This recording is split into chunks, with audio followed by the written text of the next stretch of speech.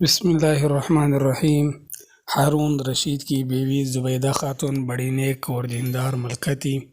اس کو قرآن پاک سے اس قدر محبت تھی کہ اس نے اپنے گھر میں 300 حافظات تنخواہ پر رکھی ہوئی تھی۔ اس نے ان کی شفٹس بنائی ہوئی تھی، ہر شفٹ میں 100 حافظات تھے۔ ان حافظات کو محل کے مختلف کونوں برآمدوں کمروں میں بٹھا دیا جاتا تھا اور ان کا کام اپنی شفٹ میں بیٹھ کر بس قرآن مجید پڑھنا ہوتا تھا۔ اس طرح ہر وقت محل میں 100 حافظات کی قرأت کی آواز آتی تھی۔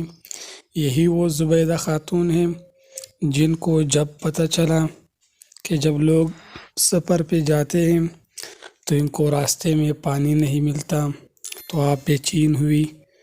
زبیدہ خاتون نے اپنی شوہر ہارون رشید سے اسی نہر کی فرمائش کی کہ میرے دل کی ایک تمنا ہے کہ آپ نہر بنوائے جو میدان عرفات تک پہنچے تاکہ حاجیوں کو اس سے پانی ملتا رہے۔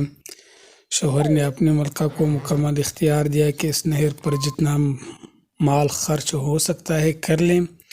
یوں ایک عظیم الشان نہر بن گئی جس سے کروڑوں انسانوں، پرندوں اور چرندوں نے فائدہ اٹھایا۔ کہتے ہیں کسی نے زبیدہ سے پوچھا کہ اللہ نے تیرے ساتھ کیا ماجرا کیا؟ تو زبیدہ نے کہا کہ بس اللہ نے مجھ پر رحمت کی۔ اس نے کہا زبیدہ تیرے تو کام ہی اتنے بڑے تھے، لوگوں کے لیے نہر بنوائی تو بخشش تو ہونی ہی تھی۔ زبیدہ نے کہا کہ میری بخشش نہر کی وجہ سے نہیں، جب میرے نہر والا عمل اللہ پاک کے سامنے پیش کیا گیا تو اللہ پاک نے فرمایا کہ تم نے تو نہر اس لیے بنوائی کہ تیرے پاس مال و دولت تھی بیت المال کی، اگر بیت المال نہیں ہوتا تو تم یہ نہر بنوا سکتی تھی؟